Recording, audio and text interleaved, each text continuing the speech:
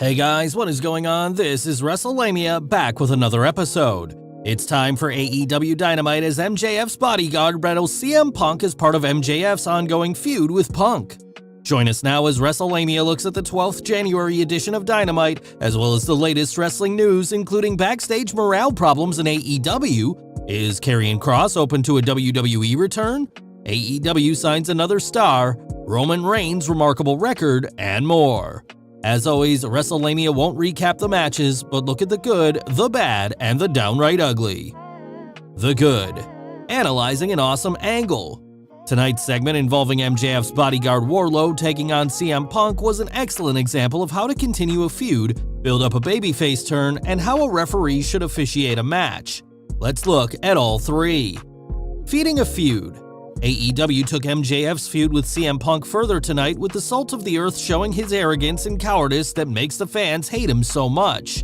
MJF sent in the seemingly unstoppable Wardlow to beat CM Punk senseless, but his insistence that Wardlow powerbomb Punk into oblivion backfired as Punk stole a win with a cradle. MJF's actions proved a classic case of a heel's plan blowing up in his face. Building up to a babyface turn.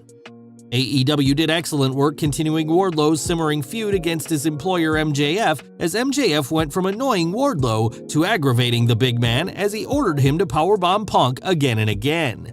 Wardlow used facial expressions perfectly to show his anger, and the announce team subtly told the story of Wardlow possibly feeling sympathy for Punk.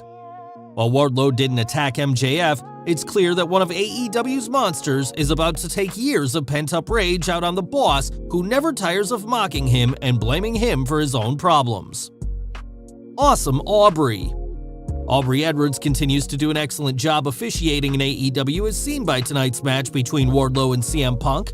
Edwards knows how to call the matches without making herself the center of attention, and even better, she avoids some of the terrible tropes made by other officials. The best example was when Wardlow delivered 294 powerbombs to Punk, at least it seemed that way, and Edwards didn't admonish him or tell him to pin him. Edwards did check Punk to make sure he was still able to defend himself, which is all a referee is supposed to do, no matter how badly a wrestler is pulverizing an opponent. Never bet against the house.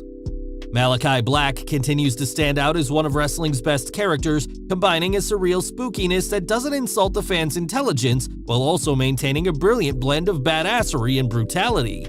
Tonight's segment where Black seemed outnumbered by Penta, Brian Pillman Jr., and Griff Garrison led to the much-anticipated arrival of Brody King, as King proceeded to take care of Malachi's light work. The Kings of the Black Throne should make for a great team, and AEW's only problem is how to keep fans from cheering them. Right now, nothing short of King and Black punt-kicking Cody and Brandy's baby is going to get any real heat. An A for effort. Tonight's Dynamite was another show that featured wrestlers that have yet to break into the upper card or main event, including Bear Country, Darius Martin, Daniel Garcia, and The Acclaimed. Nevertheless, AEW isn't giving up on trying to build them into bigger stars, and the company deserves credit for featuring them on their flagship and putting them into interesting matches and angles. It takes guts to risk your ratings by not loading up every week's show with A-listers fighting A-listers, and with any luck, AEW's gamble will pay off as these wrestlers climb the ladder. The bad. Page's predicament.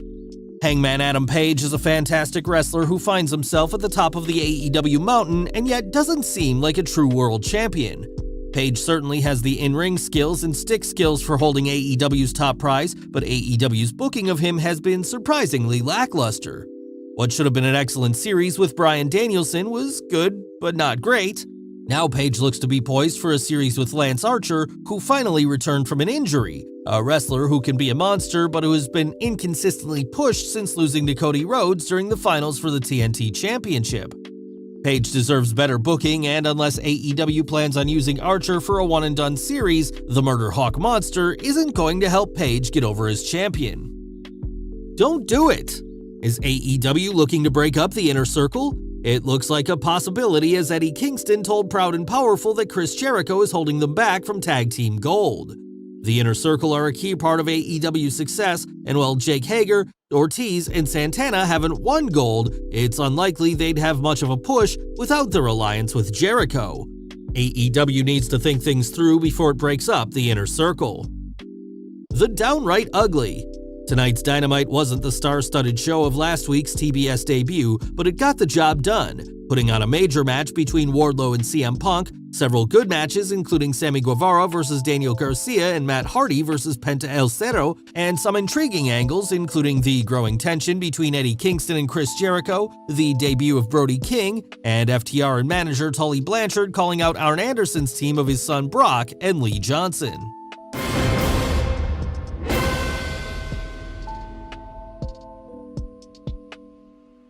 AEW Backstage morale dropping? Topping today's news is a report that AEW's backstage morale could be dropping. That's a situation that AEW President Tony Khan could be facing soon, as a recent report indicates that some talents are expressing concerns about losing their spots.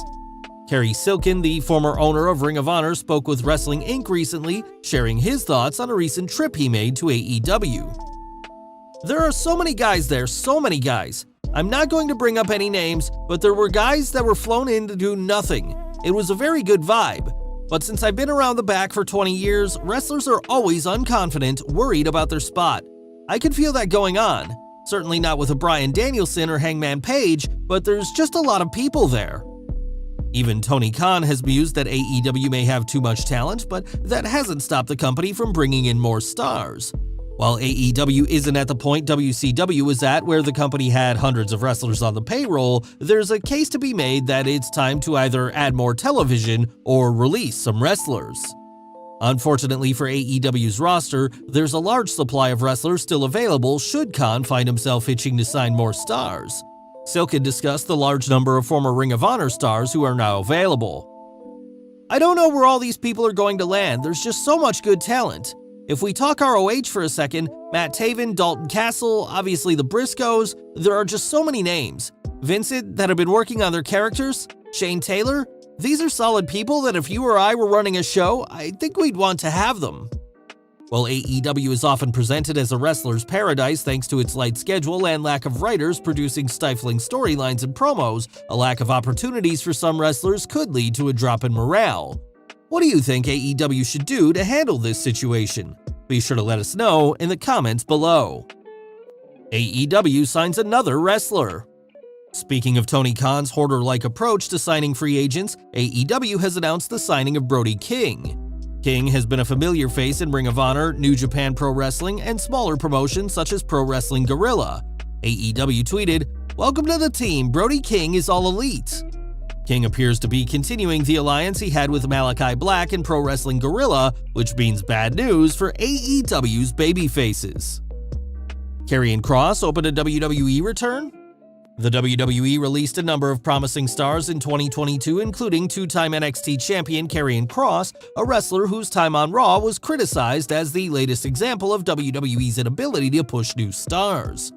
Despite his pathetic push, not to mention the ridiculous costume WWE outfitted him with, would Kross consider a return to Titanland? Kross discussed this during a chat with Chris Van Vliet and revealed, "I respectfully wouldn't go back under the same circumstances just out of a logical standpoint. I definitely think I would be interested in a lot more certain things. I think one of my biggest mistakes in general was, I do pride myself on being a pleasure to work with whatever it is I'm doing.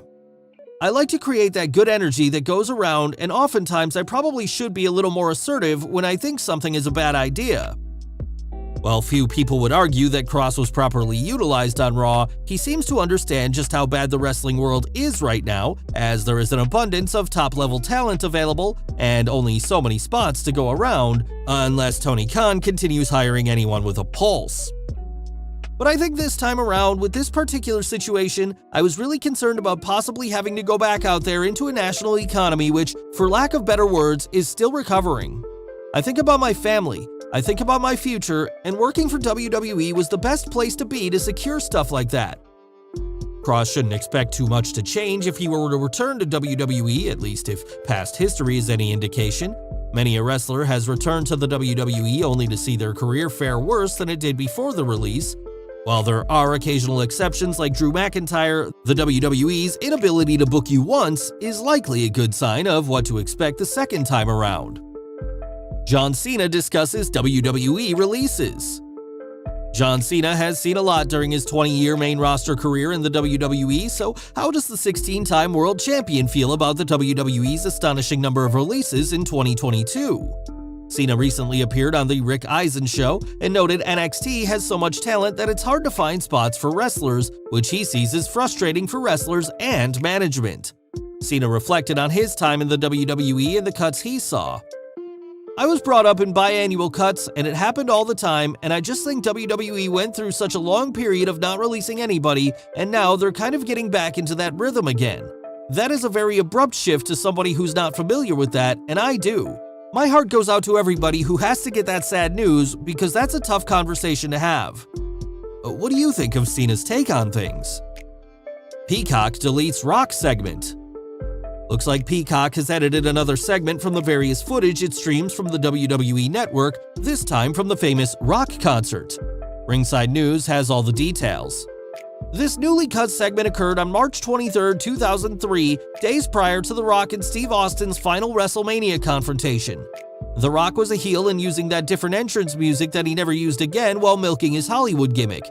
It was a tremendous segment, but now it is no longer on Peacock.